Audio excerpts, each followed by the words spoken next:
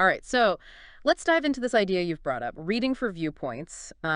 Basically a guide to really understanding what you're reading, right? Moving past just the surface level to, you know, get the complex arguments, the different perspectives, especially when things seem to clash, which happens a lot. It's a big skill today, isn't it? Oh, absolutely. A crucial one.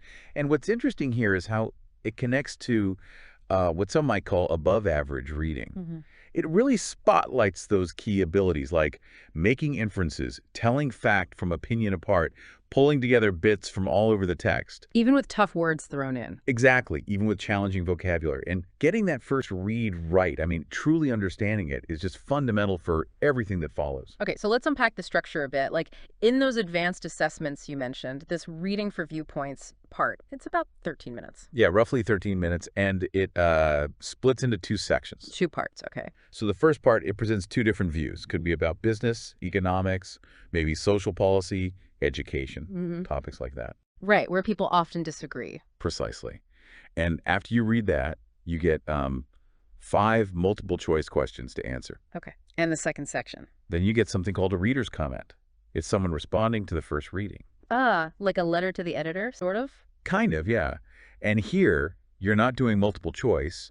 You're filling in blanks, usually from drop-down menus. Okay, fill in the blanks. So it really tests that deep comprehension we talked about. Exactly. That's why it's often seen as, well, the hardest part. It's designed to really show who can read discerningly. So why is it such a hurdle? What makes it so difficult, specifically? Well, it's because it's asking for more than just, spitting back facts. You need to read between the lines. Make inferences. Make inferences, exactly. Understanding stuff the author doesn't state directly. You've got to separate the facts from the opinions, link ideas together from different paragraphs. And figure out those tricky words from context. Right.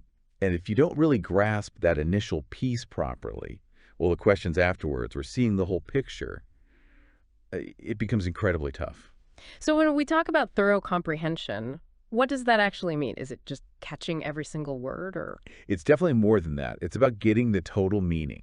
So, yes, the big ideas, the main points, but also the specific details that support them. Okay. It means understanding the author's particular angle, their point of view, and how all the different ideas connect to serve their purpose. And crucially, the implied stuff. That's the key. Identifying ideas and viewpoints that are hinted at, suggested, implied, even if they're never spelled out. That's where inference really comes into play. Got it. Okay, so let's talk strategy, practical methods. For that first article with the two views, you mentioned noting the opposition. How does that work? It's actually quite straightforward, but really effective. As you read, you actively look for the thesis.